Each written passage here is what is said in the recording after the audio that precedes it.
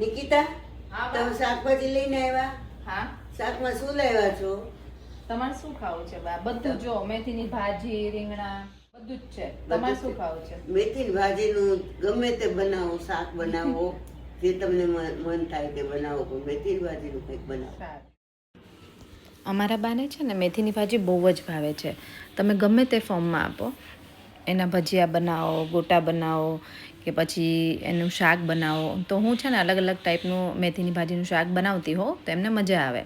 તો આજે બાની ફરમાઈશ છે મેથીની ભાજીનું કંઈ પણ ખાવાની એમ. એટલે આજે મેં એમના માટે સરસ મજાનું લોટવાળું શાક બનાવ્યું છે.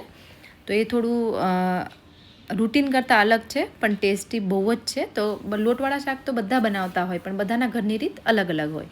તો આજે હું તમને મારા ઘરની રીત શેર કરું છું. તો અહીંયા એક જોડી ભાજી હતી આ રીતની. તો એને સરસ રીતે એના ડાળખાથી અલગ કરી ખાલી પાન જ લીધેલા છે.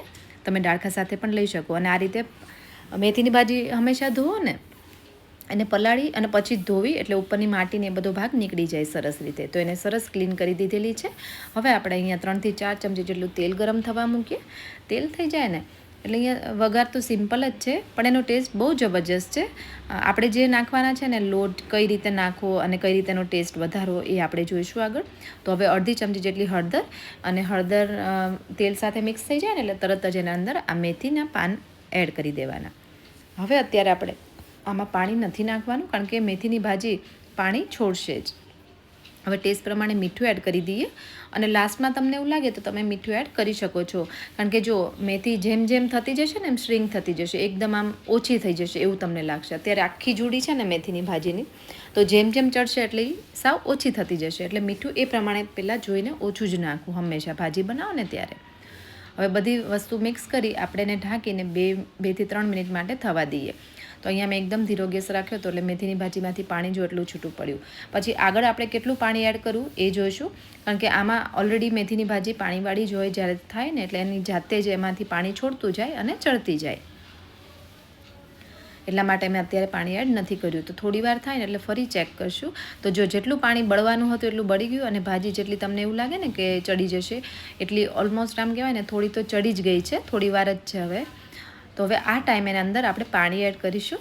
તો અહીંયા મેં અડધોથી 1 કપ જેટલું તમે પાણી એડ કરી શકો. તો મેં અડધો કપ જેટલું અત્યારે કર્યું છે, જરૂર પડશે તો આપણે થોડું પાછા એડ કરીશું.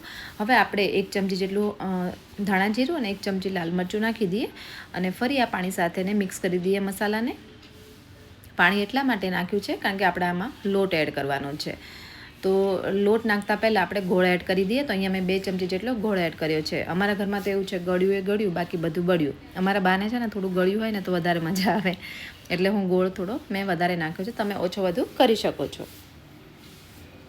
તમારા લોકોને એવું જ હશે, મારા ઘર જેવું ઘણાને હશે. અમારા બાને તો ભાવે જ છે એટલે હું આ રીતે બનાવું છું. હવે અહીંયા અડધો કપ જેટલો મેં ચણાનો લોટ લીધેલો છે. હવે ચણાનો લોટ શું કામ? કારણ કે અહીંયા આપણે ચણાના લોટને આમનામે તમે નાખી શકો, પણ આ બહુ જ ટેસ્ટ લાગશે આ રીતે નાખશો ને તો. અને 1 ચમચી જેટલું તેલ નાખી આ રીતે આંટી દેવાની છે ચણાના લોટની. હવે તમે આને શું કહો છો એ મને નથી ખબર, મને કમેન્ટમાં જરૂરથી કહેજો. આ તો અમારા બા એવું કહે કે ચણાના લોટની આંટી દઈને નાખવાનો એટલે ટેસ્ટે સારો આવે, જલ્દી જ લોટ ચડીએ જાય અને એકદમ આમ કહેવાય ને ગઠ્ઠા ગઠ્ઠા બિલકુલ નહીં રહે. તો જો પાણીવાળો ભાગ દેખાય છે, એકદમ સરસ મેથી સાથે મિક્સ થઈ ગયો છે રસો. અને ઉપરથી આપણે આ રીતે છૂટો છૂટો લોટને પાથરવાનો છે. આને આપણે આમનામ નાખીને મિક્સ નથી કરવાનું, પણ પાથરી અને થોડી વાર માટે રહેવા દેવાનું છે. તો આ રીતે શાકનો ટેસ્ટ અનેક ગણો વધી જશે અને લોટ જલ્દી ચડી પણ જશે. તો આને ઢાંક્યા વગર આમનામ થવા દેવાનું ધીરા ગેસ પર.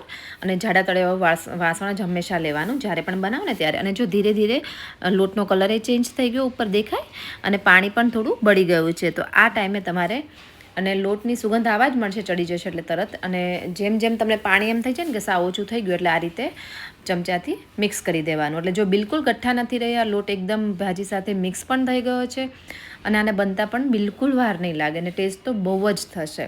તો એકવાર અને જો આ રીતે લાગે છે તેલ છૂટું પડ્યું સાઈડમાંથી, પછી ગેસ બંધ કરી અને ગરમ ગરમ સર્વ કરજો. એકદમ સિમ્પલ રેસીપી છે પણ ખાવામાં બહુ મજા આવશે અને રોટલી સાથે બહુ મજા આવશે અને આમનામ પણ ખાઈ શકશો.